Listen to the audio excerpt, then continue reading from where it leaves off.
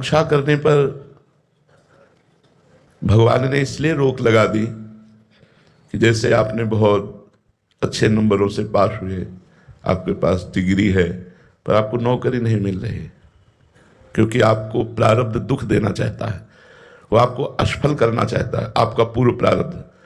अब आप इतना पढ़े लिखे और आपकी नौकरी नहीं लगी, पढ़ाई लिखाई का तो फल है ना कि हमारा व्यापार, हमारी नौकरी, और उसमें असफल है तो आप निराश हो जाएंगे। बहुत से लोग जैसे पढ़ाई में फेल हो गए बच्चे तो की सोचने लगते हैं।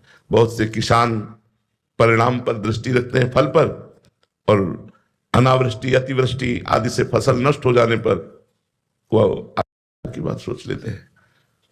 बहुत से ऐसे परिणाम हैं जिनमें हम पहले से निश्चित कर लेते हैं, व्यापार या खेल या किसी विषय में। तो परिणाम के लिए भगवान आदेश करते हैं, सुख दुखे समय कृत्वा लाभा लाभो जया जयो। सुख और दुख में, लाभ और हानि में, जय और पराजय में तुम समान भाव रखो। कर्मण्येवाधिकारस्ते मा फलेषु कदाचन। तुम केवल कर्म करने पर अधिकार रखो, फल पर नहीं। फल तो मैं निश्चित करूंगा, क्योंकि फल पूर्व प्रारब्ध से प्रेरित देखा जाता है। कोई ज्यादा चतुर भी नहीं है, बहुत पढ़ाई भी नहीं की, और बहुत धनी के घर में जन्मा और बहुत धनेश्वर है, बहुत प्रवीण भी है, बहुत पढ़ा लिखा भी है, लेकिन उसकी व्यवस्था ही ठीक नहीं, क्योंकि प्रारब्ध बुरा है।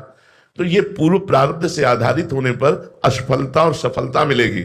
यदि आप इसको नहीं समझ पाएंगे तो इसमें दुखी हो जाएंगे, अशांत हो जाएंगे, आप इसमें बहुत नकारात्मक सोच वाले बन जाएंगे। इसलिए भगवान फल के लिए मना करते हैं कि तुम फल के, वैसे प्रायः सब कोई फल का आधार लेकर ही कर्म शुरू करता है कि इस खेत में बोएंगे तो इतना तो हो ही जाएगा, इस व्यापार को करेंगे तो इतना लाभ तो हो ही जाएगा, इस नौकरी में करेंगे इतना मिलेगा तो ऐसा ऐसा हो ही जाएगा।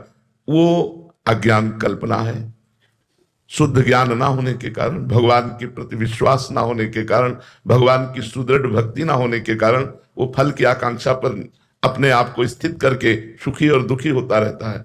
यदि वो भगवान के आश्रित हो तो प्रारब्ध भी कम हो जाएगा, अशुभ प्रारब्ध, और अगला जो कदम बढ़ेगा वो बड़ा मंगलमय, बड़ा आनंदमय होगा। पर ये थोड़ा सा अव्यक्त मार्ग है, छुपा हुआ मार्ग है, इसलिए हम लोग विश्वास नहीं करते।